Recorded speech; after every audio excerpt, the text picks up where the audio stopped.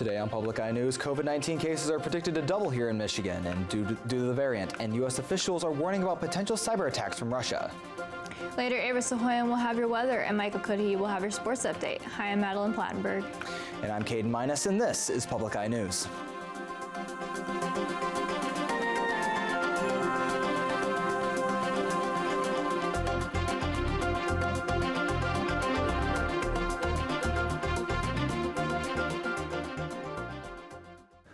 The Michigan DNR approved a 1,300-acre gift from the UP Land Conservancy in Marquette County to protect the land from degradation. The property included 3 parcels of land that made up the Conservancy's Pesheki Headwaters Nature Preserve, which lies along the eastern side of Craig Lake State Park. The property contains nearly 90% of the basin that fills Indian Lake, and Michigamis Township supported the resolution on November 8, 2021 that gifted the DNR the land. DNR Director Dan Eichinger announced the signing and approval of the proposal at this month's meeting of the Michigan Natural Resource Commission. Craig Lake State Park, encompassing just under 8,500 acres, is the most remote state park in Michigan. And the body camera used by the officer who shot and killed Patrick Lyoya showed a close-up of the intense struggle, but the video went dark for 42 seconds before the officer shot the man in the head.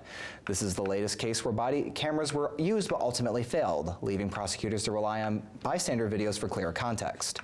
Experts are still unsure if the camera's deactivation was intentional, and vendors have been making changes to police body cameras to prevent accidental deactivation or removal during a struggle.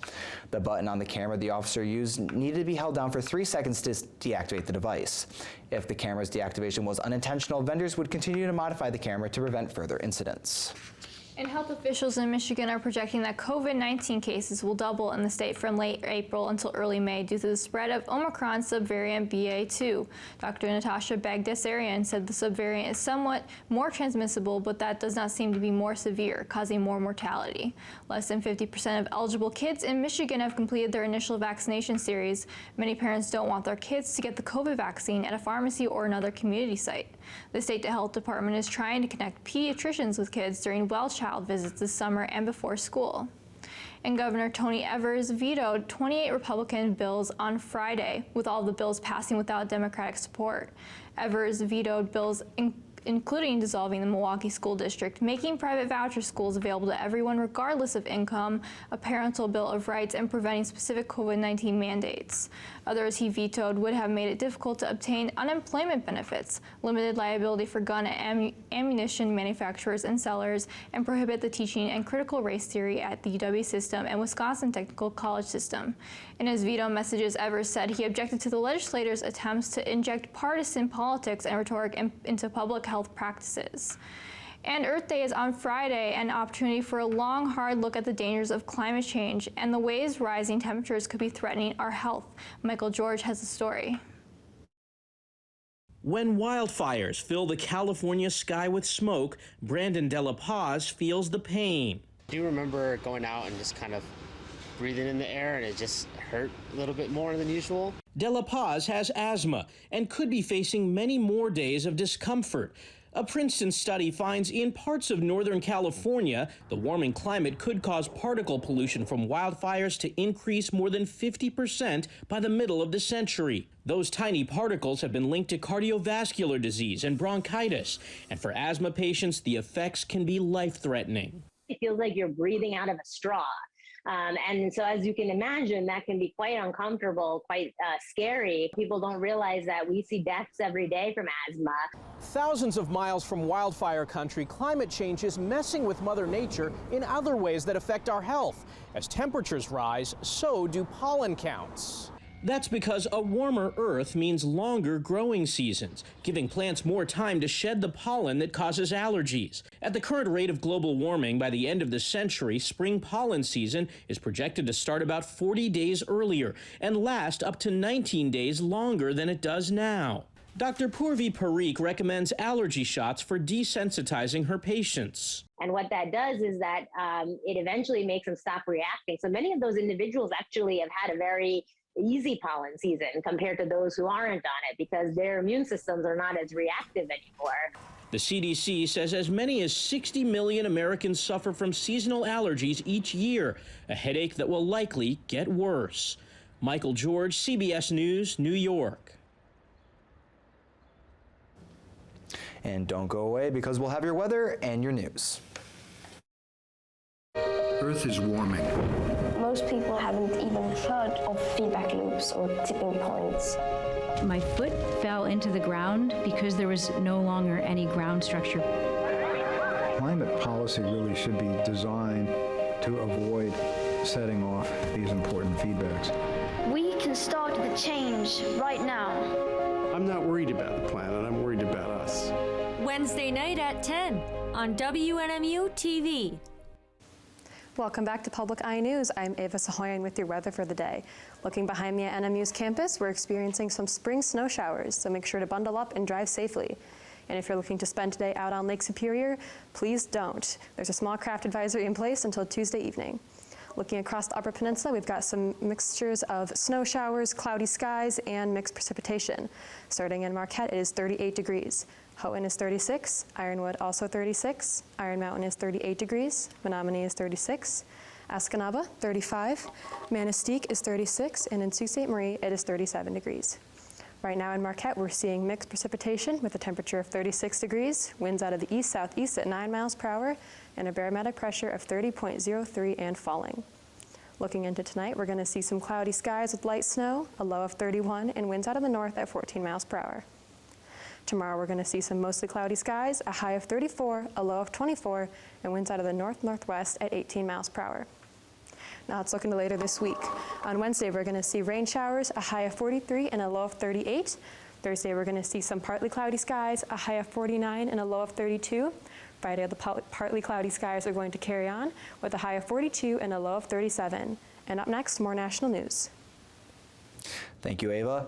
And a freighter the size of 3 football fields has been uplifted from the muddy bed of the Chesapeake Bay. It has been more than a month since the container ship known as the Evers Forward ran aground, and 2 previous attempts had been made to dislodge it. Now unstuck, the ship safely traversed underneath the Chesapeake Bay Bridge and is on its way to Annapolis. And businesses and residents in Pennsylvania have filed a suit seeking to overturn Philadelphia's indoor mask mandate, which would once again be enforced beginning Monday. The suit states that the city lacks the authority to enforce the mandate. Philadelphia had ended its indoor mask mandate on March 2nd, but after a reported 50% increase in confirmed COVID-19 cases, the mandate was renewed. The city's top health officials had no comment on the recent lawsuit, but wished to prevent a new wave due to the Omicron subvariant. And U.S. officials are warning about potential cyber attacks from Russia. As the war in Ukraine drags on, they say everything from public transit systems to banks and the energy sector could be targeted in this country. Senior investigative correspondent Catherine Herridge has more. With the Russian invasion of Ukraine in its 8th week, a top U.S. cybersecurity official told 60 Minutes Vladimir Putin may resort to digital warfare against American targets. We are seeing evolving intelligence about Russian planning for potential attacks, and we have to assume that there's going to be a breach, there's going to be an incident, there's going to be an attack. A March FBI alert obtained by CBS News warned of increased reconnaissance by foreign actors of U.S. energy networks searching for vulnerabilities. And in recent weeks, the U.S. government's Shields Up campaign said every organization, large and small, must be prepared to respond to disruptive cyber incidents. Think about energy companies, financial services sector, transportation or communication, key organizations that are part of our day-to-day lives. Sean Henry is the president of cybersecurity firm CrowdStrike. If they were shut down for weeks or months with the inability to service their consumers, that would be catastrophic to the United States. So you're saying you go to the ATM is not working. You try and get on public transit and the trains are not running.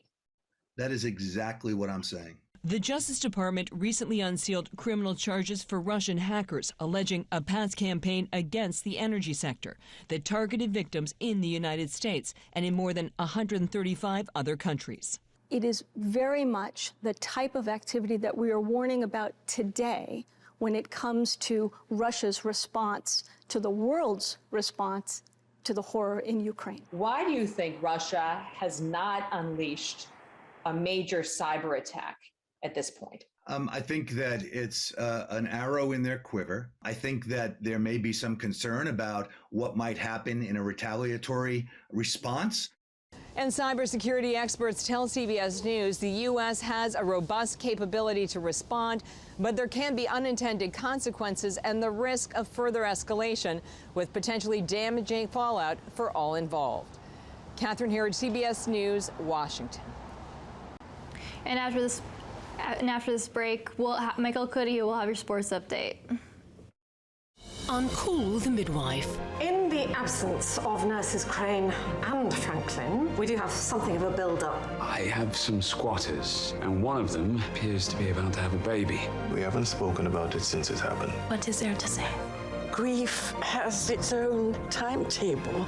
Midwifery may prove to be rather demanding. Your state of mind concerns me. Sunday night at 8 on WNMU-TV.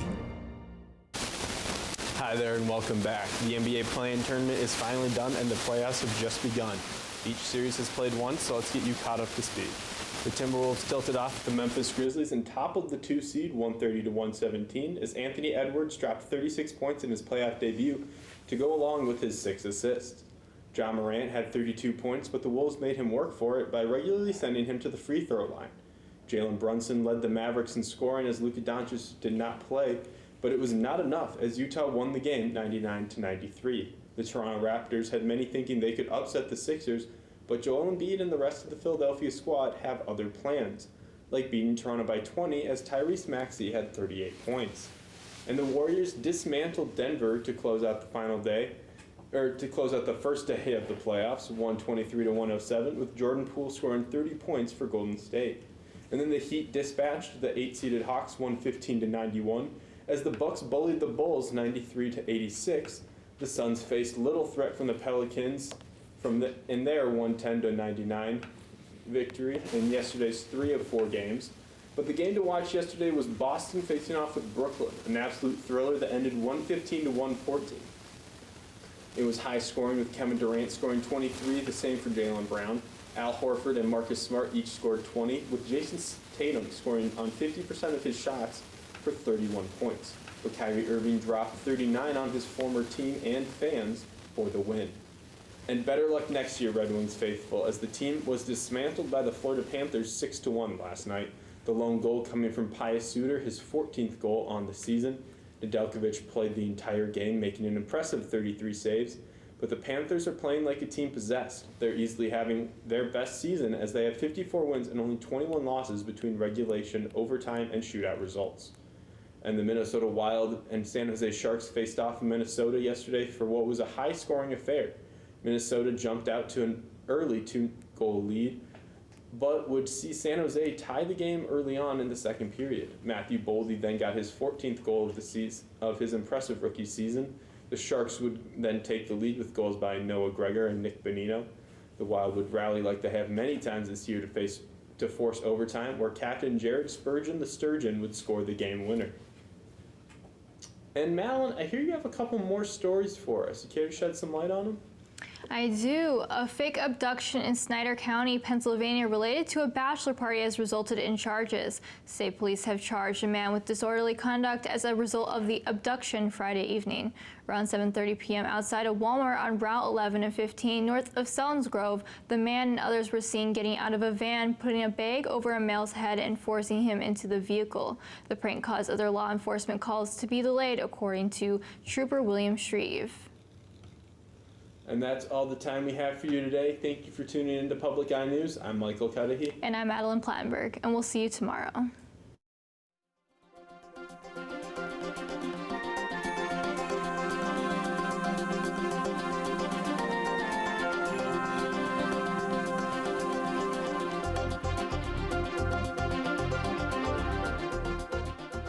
The preceding program was produced by WNMU-TV, Northern Michigan University Public Television, in studios located in Elizabeth and Edgar Hardin Hall.